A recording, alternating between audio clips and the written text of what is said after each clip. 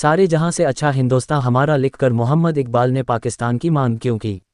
सारे जहां से अच्छा हिंदुस्तान हमारा लिखने वाले मोहम्मद इकबाल ने भारत में सिंध के भीतर उत्तर पश्चिम सीमा प्रांत बलूचिस्तान और कश्मीर को मिलाकर संयुक्त रूप से एक नया मुस्लिम देश बनाने का विचार रखा था।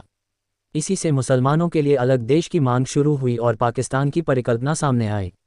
सारे जहां से अच्छा हिंदुस्तान हमारा लिखने वाले शायर मोहम्मद इकबाल स्वाधीनता संग्राम के दौरान देश के बंटवारे के समर्थकों के साथ खड़े हो गए।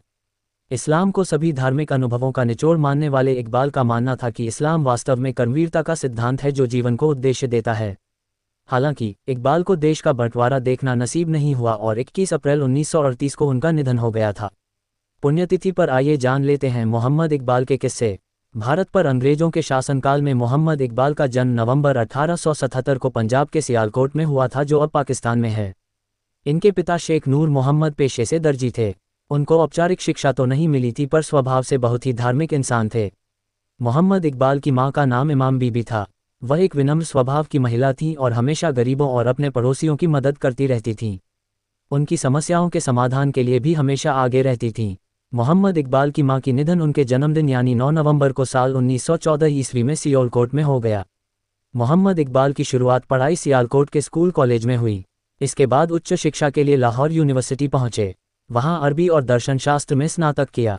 साल 1899 में उन्होंने दर्शन शास्त्र में एमए की डिग्री पूरे पंजाब में अव्वल अंकों से हासिल की और गोल्ड मेडल से नवाजे गए।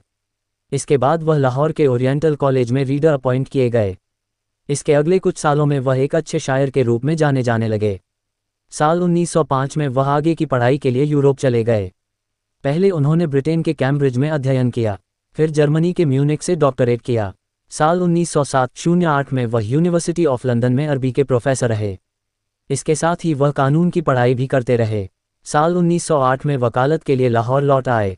ये साल 1930 की बात है। मोहम्मद इकबाल ने भारत में सिंध के भीतर उत्तर पश्चिम सीमा प्रांत बलूचिस्तान और कश्मीर को मिलाकर संयुक्त रूप से एक नया मुस्लिम देश बनाने का विचार रखा था। इसी से मुसलमानों के लिए अलग देश की मांग शुरू हुई और पाकिस्तान की परिकल्पना सामने आई। हालांकि पाकिस्तान नाम मोहम्मद इकबाल का दिया हुआ नहीं था। इसकी मांग साल 1933 ईस्वी में चौधरी रहमत अली ने रखी थी। उन्होंने ही मुसलमानों के लिए अलग देश का नाम पाकिस्तान रखा था।